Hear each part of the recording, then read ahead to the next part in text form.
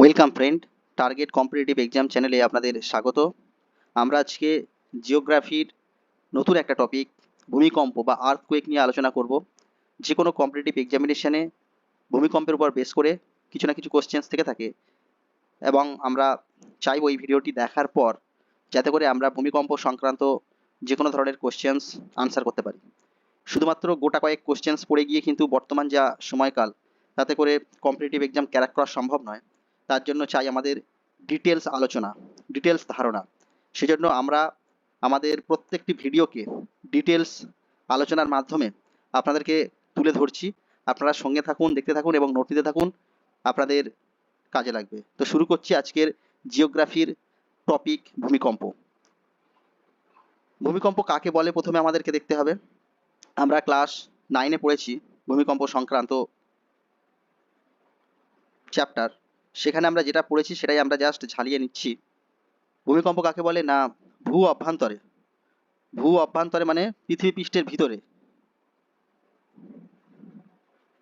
পৃথিবী পৃষ্ঠের ভিতরে সৃষ্ট কোনো কারণবশত, কারণগুলো আমি বলবো ভূমিকম্পের কারণগুলো, সেই কারণবশত ভূপৃষ্ঠের কোনো স্থান যদি ক্ষণিকের জন্য কেঁপে ওঠে তখন তাকে ভূমিকম্প বলে। ভূমিকম্পের কেন্দ্র কাকে বলে, ভূ অভ্যন্তরে যেখানে ভূমিকম্প সৃষ্টি হয় তাকে ভূমিকম্পের কেন্দ্র বলে। মানে ভূ অভ্যন্তর, তার ভিতরে দেখা যাচ্ছে এই জায়গায় ভূমিকম্পটা সৃষ্টি হলো, এটা তো ভূপৃষ্ঠ, এই যে জায়গাটায় ভূমিকম্পটা সৃষ্টি হচ্ছে সেটাকে ভূমিকম্পের কেন্দ্র বলে। এই কেন্দ্র থেকে ভূমিকম্পের স্পন্দন তরঙ্গের আকারে চারিদিকে ছড়িয়ে পড়ে। সাধারণত ভূপৃষ্ঠ থেকে 16 কিলোমিটারের মধ্যে অধিকাংশ ভূমিকম্পের কেন্দ্র লক্ষ্য করা যায়। তাহলে ভূমিকম্পের কেন্দ্র ভূপৃষ্ঠ থেকে কতটা নিচে হয় না, 16 কিলোমিটারের মধ্যে হয়। ভূপৃষ্ঠ থেকে ভূমিকম্প কেন্দ্রের গভীরতা অনুসারে ভূমিকম্পকে 3টে ভাগে ভাগ করা যায়। মানে পৃষ্ঠ থেকে কেন্দ্রের গভীরতা অনুযায়ী ভূমিকম্পের যে উৎস সেটাকে 3টি ভাগে ভাগ করা হচ্ছে। অগভীর কেন্দ্র বিশিষ্ট ভূমিকম্প, এটি ভূপৃষ্ঠ থেকে 70 কিলোমিটারের মধ্যে হয়। মানে ভূপৃষ্ঠ থেকে 70 কিলোমিটারের মধ্যে হবে অগভীর কেন্দ্র বিশিষ্ট ভূমিকম্প। মাঝারি কেন্দ্র বিশিষ্ট ভূমিকম্প, এটি 70 থেকে 300 কিলোমিটার পর্যন্ত হয়। মানে 70-এর পর থেকে 300 কিলোমিটার পর্যন্ত ভূপৃষ্ঠে যে স্থান সেখানে মাঝারি কেন্দ্র বিশিষ্ট ভূমিকম্প লক্ষ্য করা যায়।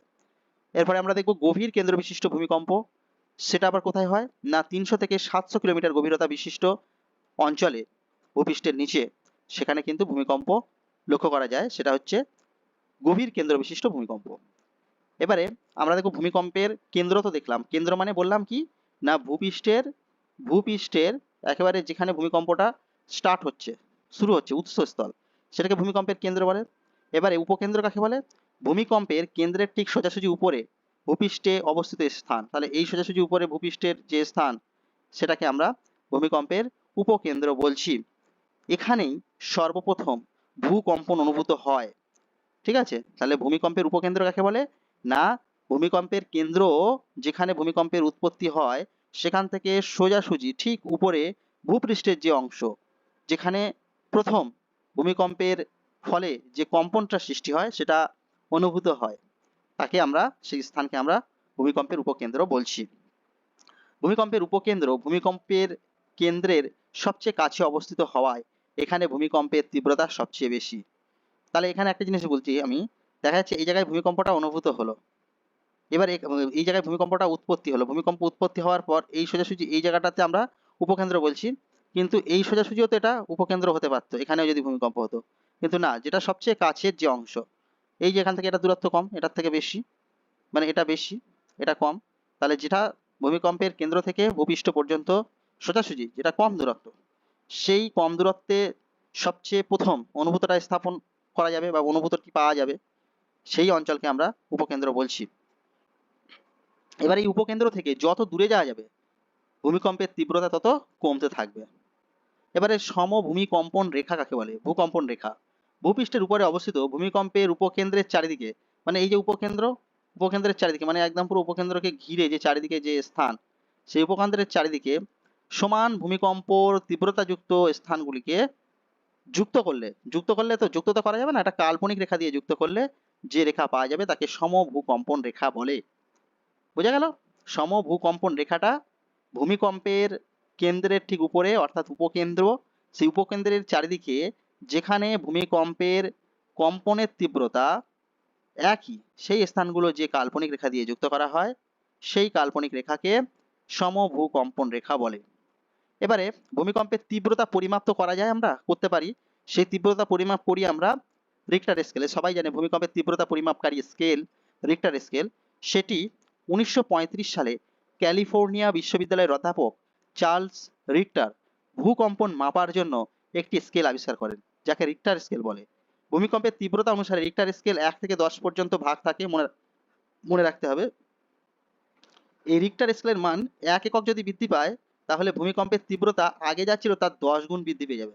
এটা একটু জেনে রাখতে হবে। মানে 8 যা থাকবে, 8 যে পরিমাণ, আমি একটা উদাহরণ দিচ্ছি, 8 যে পরিমাণ তীব্রতা থাকবে যখনই 9 যাবে তার ডবল হয়ে যাবে তার তীব্রতার পরিমাপ। ভূমিকম্পের ক্ষয়ক্ষতির মাত্রা বা ভূকম্পের মাত্রা পরিমাপক স্কেল। ভূমিকম্পের মাত্রা বা ক্ষয়ক্ষতির মাত্রা পরিমাপ করার জন্য ইতালির ভূকম্প বিশারদ গিউসেপ মার্সেলি একটা স্কেল আবিষ্কার করেন, যাকে মার্সেলি স্কেল বলা হয়। মার্সেলি স্কেলের মান 1 থেকে 12 পর্যন্ত। তাহলে আমরা এর আগে যেটা রিক্টার স্কেল দেখেছিলাম সেখানে স্কেলের মাত্রাটা কত ছিল, 1 থেকে 10 পর্যন্ত ভাগ ছিল। আর যেটা মার্সেল স্কেল, সেই মার্সেলি স্কেল যেটা, সেটার মান হচ্ছে 1 থেকে 12 পর্যন্ত হয়ে থাকে। এটা দিয়ে কি মাপা হয়? ভূমিকম্পের ক্ষয়ক্ষতির মাত্রা বা ভূকম্পের মাত্রা মাপা হয়। আর রিক্টার স্কেল দিয়ে ভূমিকম্পের তীব্রতা মাপা হয়। স্কেলগুলো একটু মনে রাখতে হবে। এরপরে আসছি ভূমিকম্প লেখ যন্ত্র। যে যন্ত্রের সাহায্যে ভূমিকম্পের তীব্রতা, স্থায়িত্ব, ভূমিকম্পের সময়, ভূমিকম্পের কেন্দ্র উপকেন্দ্র সম্পর্কে সঠিক ধারণা পাওয়া যায় তাকে ভূমিকম্প লেখ যন্ত্র বা সিসমোগ্রাফ বলা হয়। ভূমিকম্প লেখ যন্ত্র বা সিসমোগ্রাফ যন্ত্রের সাহায্যে আমরা এই সমস্ত বিষয়গুলো সম্পর্কে ধারণা পাবো। এবার আসছি ভূমিকম্প তরঙ্গের শ্রেণী বিন্যাস। এই তরঙ্গ থেকে কোশ্চেন্স আসে, কোন তরঙ্গ কোথা দিয়ে প্রবেশ করে, কোন তরঙ্গের ক্ষয়ক্ষতির পরিমাণ বেশি, কোন তরঙ্গ দৈর্ঘ্য বেশি বা গতিবেগ বেশি, এই সম্পর্কিত প্রশ্ন পরীক্ষাতে থাকে। আমরা একটু ভূমিকম্পের যে তরঙ্গগুলো রয়েছে সেগুলো সম্পর্কে পরিচিত হই। ভূমিকম্পের তরঙ্গ 3টি ভাগে ভাগ করা হচ্ছে: প্রাথমিক তরঙ্গ, গৌণ তরঙ্গ এবং পৃষ্ঠ তরঙ্গ। প্রাথমিক তরঙ্গ যেটা, সেটাকে পি তরঙ্গ বলা হয়, প্রাইমারি ওয়েভ যেটাকে বলা হয়। এটা কি না, ভূ অভ্যন্তরে উৎপন্ন হয়ে যে তরঙ্গ সর্বপ্রথম ভূপৃষ্ঠে এসে পৌঁছায় ও সিসমোগ্রাফে ধরা পড়ে তাকে প্রাথমিক তরঙ্গ বলে। তাহলে প্রাথমিক তরঙ্গ কোন যন্ত্রে ধরা পড়ছে? সিসমোগ্রাফ যন্ত্রে বা ভূমিকম্প লেখ যন্ত্রে। এটি প্রথম সর্বপ্রথম ভূপৃষ্ঠে এসে পৌঁছাচ্ছে। প্রাথমিক তরঙ্গের বৈশিষ্ট্যগুলি এবার আমরা দেখব। 1 নম্বর প্রথম বৈশিষ্ট্য কি? পি তরঙ্গের প্রকৃতি শব্দ তরঙ্গের ন্যায়। তাহলে ভূমিকম্পের কোন তরঙ্গ শব্দ তরঙ্গের ন্যায়? পি তরঙ্গের প্রকৃতিটা। এই তরঙ্গ কঠিন, তরল, গ্যাসীয় 3টি মাধ্যমের মধ্যে দিয়েই যেতে সক্ষম। তাহলে পি তরঙ্গ কঠিন, তরল এবং গ্যাসীয় 3টি মাধ্যমের মধ্যে দিয়েই যেতে পারে। 3, পি তরঙ্গ যেদিকে অগ্রসর হয় বস্তুকণাগুলিও সেদিকে কম্পিত হয়, তাই এদেরকে ঠেলা তরঙ্গ বলা যায়। পি তরঙ্গকে অনুদৈর্ঘ্য তরঙ্গ বলা যায়। ঠিক আছে, অনুদৈর্ঘ্য তরঙ্গ। আমরা যখন তরঙ্গ পড়বো, শব্দ পড়বো, তখন আমরা ডিটেলস আলোচনা করবো তির্যক তরঙ্গ, অনুদৈর্ঘ্য তরঙ্গ, এইসব নিয়ে। এবার আসছি আমরা গৌণ তরঙ্গ বা এস তরঙ্গ, সেকেন্ডারি ওয়েভ। প্রাথমিক তরঙ্গের পর যে তরঙ্গ সিসমোগ্রাফে ধরা পড়ে তাকে গৌণ তরঙ্গ বলে। ঠিক আছে, মানে প্রাথমিক তরঙ্গের পরে যেটা ধরা পড়ছে। গৌণ তরঙ্গের বৈশিষ্ট্যগুলি আমরা একে একে দেখব। এস তরঙ্গের প্রকৃতি আলোর তরঙ্গের ন্যায়। আমরা পি তরঙ্গের প্রকৃতিটা পড়েছি। পি তরঙ্গের প্রকৃতিটা কেমন ছিল? না, শব্দ তরঙ্গের ন্যায় ছিল। কিন্তু এস তরঙ্গের প্রকৃতিটা হচ্ছে আলোক তরঙ্গের মতো। এই তরঙ্গ কেবলমাত্র কঠিন মাধ্যমের মধ্যে দিয়ে যেতে পারে। আর এর আগে আমরা যেটা পি তরঙ্গ পড়েছি সেটা 3টি মাধ্যম, কঠিন, তরল, গ্যাসীয় মাধ্যমের মধ্যে দিয়ে যেতে পারত। আর কি বৈশিষ্ট্য আছে? একে অনুপ্রস্থ তরঙ্গ বা তির্যক তরঙ্গ বলা হয়। আলোক তরঙ্গের সঙ্গে এটিকে মেলানো হচ্ছে। 3 নম্বর, আমরা পৃষ্ঠ তরঙ্গ বা এল তরঙ্গ সম্পর্কে এবারে আমরা জানবো। এল তরঙ্গ ভূপৃষ্ঠের উপর দিয়ে প্রবাহিত হয়। এই যে তরঙ্গ সেটাকে আমরা এল তরঙ্গ বলছি। এল তরঙ্গ বা পৃষ্ঠ তরঙ্গের কিছু বৈশিষ্ট্য আছে। এল তরঙ্গ ভূপৃষ্ঠ বরাবর প্রবাহিত হয়, মানে ভূপৃষ্ঠর উপর দিয়ে প্রবাহিত হবে। এল তরঙ্গের তরঙ্গ দৈর্ঘ্য সবচেয়ে বেশি। তাহলে ভূমিকম্পের যে তরঙ্গগুলো রয়েছে তার মধ্যে সবচেয়ে তরঙ্গ দৈর্ঘ্য বেশি কার? না, এল তরঙ্গের। সরি, এল তরঙ্গের গতিবেগ সবচেয়ে কম হয় কিন্তু তরঙ্গ দৈর্ঘ্য সবচেয়ে বেশি। ভূপৃষ্ঠের উপর দিয়ে প্রবাহিত হয় বলে পৃষ্ঠ তরঙ্গের দ্বারা সবচেয়ে বেশি ক্ষয়ক্ষতি হয়, তাই একে ধ্বংসাত্মক তরঙ্গ বলা হয়। তাহলে এল তরঙ্গ সবচেয়ে বেশি ক্ষয়ক্ষতি করে, ভূমিকম্পের এল তরঙ্গ যেটা, তাই একে ধ্বংসাত্মক তরঙ্গ আমরা বলছি। নেক্সট আমরা যাচ্ছি ভূমিকম্পের কারণ। আমরা ভূমিকম্পের অনেকগুলো কারণ জানি। কিছু কারণ আছে মানুষ্য সৃষ্টি কারণ, বা কিছু কারণ আছে প্রাকৃতিক কারণ। আমরা যেটা প্রাকৃতিক কারণে হয় ভূমিকম্প সেগুলো সম্পর্কে একটু দেখব। এখানে পাতের চলনজনিত ভূমিকম্প, মানে আমাদের সমগ্র পৃথিবী কতগুলো পাতে বিভক্ত, পাতগুলো কিন্তু চলমান, একটা পাত আর একটা পাতের কখনো কখনো দিকে চলে আসে, কখনো কখনো একটা পাত অপর একটা পাতের থেকে দূরে সরে যায়, এরকম পাতগুলো সবসময়ের জন্য চলমান অবস্থায় রয়েছে। কিন্তু যখনই দুটো পাত, একটা পাত আর একটা পাতের কাছাকাছি চলে আসে, মুখোমুখি চলে আসে, তখন কি হয়, অনেক সময় এই পাতটা এই পাতটার মুখোমুখি যখন হয়ে যায়, কখনো কখনো একটার উপরে চলে যায়, একটা নিচে চলে যায়, এরকম ক্ষেত্রে ভূমিকম্প হয়। বা কখনো কখনো একটা পাত আর একটা পাত যখন মুখোমুখি হয়, কখনো কখনো দেখা যাবে এই পাতটা উপরে চলে যাচ্ছে, এই পাতটাও উপরে চলে আসছে, এরকম ক্ষেত্রে ভূমিকম্প হয়। তাহলে পাত সঞ্চালন একটা তত্ত্ব আছে, যেখানে দুটি পাত সামনাসামনি আসলে ভূমিকম্প হতে হতে পারে, বা একটা পাত যখন আরেকটা পাতের সামনাসামনি এসে একটা পাতের নিচে চলে যায় বা উপরে উঠে যায়, ভূমিকম্প হয়। এবারে আরেকটা কি, যখন দুটো পাত বিপরীত দিকে চলে যায়, তখন এই জায়গাটায় যখন ফাঁক বা ধস সৃষ্টি হবে, ওই এখানে ভূমিকম্প সৃষ্টি হবে। এটা একটা পাত চলনজনিত ভূমিকম্পের কারণ। এবারে আসছি অগ্নুৎপাত, এটা 2 নম্বর হয়, অগ্নুৎপাত জনিত ভূমিকম্প। আগ্নেয়গিরি থেকে অগ্নুৎপাত যখন হবে তখন ভূমিকম্প অনুভূত হবে। মানে সাধারণত যেসব আগ্নেয়গিরির বিস্ফোরণ সহকারে অগ্নুৎপাত ঘটায়, তাদের আশপাশের অঞ্চলগুলিতে প্রবল ভূমিকম্প অনুভূত হয়। নেক্সট দেখি ভূগর্ভস্থ বাষ্পরাশির চাপ, মানে ভূগর্ভের যে বাষ্প তার চাপেও ভূমিকম্প হয়। এটা কিভাবে হয় না, ভূগর্ভের মধ্যে সঞ্চিত বাষ্পপুঞ্জের পরিমাণ যখন অত্যাধিক হারে হয়ে যায়, তখন তা প্রবল বেগে শিলাস্তরকে ধাক্কা দেয়, এর ফলে ভূমিকম্প অনুভূত হয়। এরকম ভূমিকম্প কোথায় দেখা যায়, প্রশান্ত মহাসাগরের আশেপাশে প্রচুর ফাটল থাকায় ভূমিকম্প, যে মানে ভূ অভ্যন্তরের যে বাষ্প সেটা ভূমিকম্পর আকারে মানে বেরিয়ে আসে এবং সেখানে ভূমিকম্প সৃষ্টি হয়। আর একটা কি, তাপীয় সংকোচনজনিত কারণে। এটা কি, মানে সৃষ্টির পর থেকে উত্তপ্ত পৃথিবী ক্রমশ তাপ বিকিরণ করেছে, আমরা পড়েছি, এবং শীতল হয়েছে। পৃথিবীর উপরিভাগ শীতল হচ্ছে, কঠিন হচ্ছে ঠিকই, কিন্তু অভ্যন্তর ভাগ যেটা, সেটা এখনো কিন্তু উত্তপ্ত গলিত অবস্থায় রয়েছে। ফলে উপরের ও নিচের স্তরের মধ্যে একটা আয়তনের ভারসাম্য লক্ষ্য করা যাচ্ছে। আয়তনের কিন্তু ভারসাম্য থাকছে না, কোনো জায়গায় আয়তন বেশি, কোনো জায়গায় আয়তন কম। এই যে আয়তনের যে ভারসাম্য, সেটা কিন্তু নষ্ট হয়ে যাচ্ছে। তাই ভারসাম্য রক্ষার জন্য ভূপৃষ্ঠের কিছু অংশ অবনমিত হয়ে ভাঁজ সৃষ্টি হচ্ছে, এবং এখানে মাঝে মাঝেই ভূমিকম্প হতে দেখা যাচ্ছে।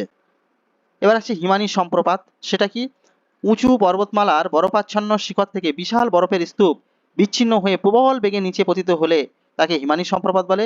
এর ফলেও মৃদু ভূমিকম্প হয়। তাহলে ভূমিকম্পের কারণের মধ্যে যদি হিমানি সম্প্রপাত থাকে, আমরা সেটা কিন্তু অপশান হিসেবে যদি থাকে, আমরা সেটাকে টিক মারবো। তাহলে এই কারণগুলো আমাদের একটু জাস্ট ঝালিয়ে নেওয়া হয়ে যাচ্ছে। আমরা যদিও ভূমিকম্প সম্পর্কে ক্লাস 9-এ পড়েছি, খুব ইন্টারেস্টিং চ্যাপ্টারও ছিল। এবার আসছি ভূমিকম্পের মানুষের সৃষ্টি কারণ। মানুষের ফলে কিভাবে হয়, ভূগর্ভে বিস্ফোরণ ঘটিয়ে অনেক সময় পারমাণবিক বিস্ফোরণ ঘটাতে দেখা যায় বিভিন্ন দেশের। সেই বিস্ফোরণের ফলে পার্শ্ববর্তী অঞ্চলে ভূমিকম্প অনুভূত হয়। নদীতে কৃত্রিম জলাধার তৈরি করলে ভূমিকম্প হয়। সেটা কিভাবে হয়, নদীতে বাঁধ দিয়ে কৃত্রিম জলাশয় নির্মাণ করলে জলাধারে সঞ্চিত জলের প্রচণ্ড একটা চাপ থাকে, এবং সেই স্থানে ভূগঠন যদি সুস্থির না হয়, তাহলে ভূমিকম্প সৃষ্টি হতে পারে। এরকম কৃত্রিম জলাধার তৈরি করে ভূমিকম্প দেখা গিয়েছে কোথায়, 1967 সালে মহারাষ্ট্রের কয়নাতে কয়না বাঁধে সঞ্চিত জলরাশির চাপে ভূমিকম্প হয়েছিল। মনে রাখতে হবে, ছোট ছোট তথ্য আমি এখানে ইনপুট করেছি। ভূমিকম্পের ফলাফল, ভূমিকম্পের অনেকগুলো ফল আছে, যেমন ফাটল বা চ্যুতির সৃষ্টি হবে। ভূমিকম্পের ফলে অসংখ্য ফাটল চ্যুতির সৃষ্টি হয়।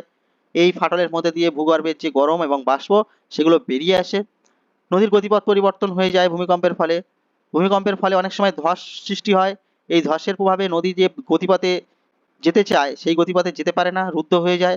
ফলে তার গতিপথ পরিবর্তন করতে সে বাধ্য হয়। যেমন 1950 সালে ভূমিকম্পের ফলে আসামের দিবং নদীর গতিপথ পরিবর্তন হয়েছিল।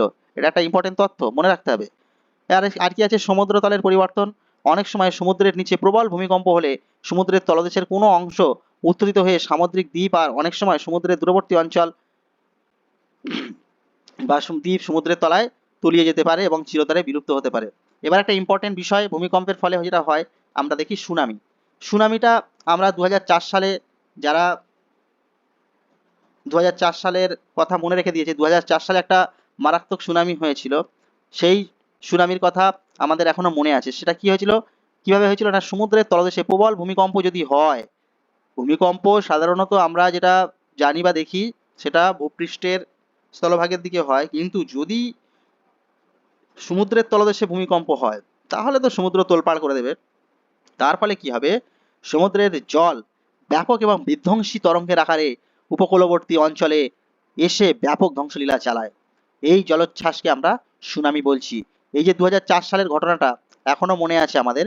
2004 সালে ভারত মহাসাগরের এই যে ভূমিকম্প, সেটিকে আমরা সুনামি নামে আখ্যা দিয়ে থাকি।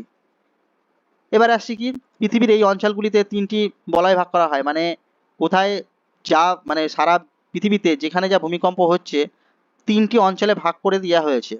সেই 3টি অঞ্চল কি, একটা প্রশান্ত মহাসাগরীয় বলয় হিসেবে ভাগ করা হয়েছে, মধ্য মহাদেশীয় বলয় এবং আটলান্টিক বলয়, মধ্য আটলান্টিক বলয় হিসেবে ভাগ করা হয়েছে।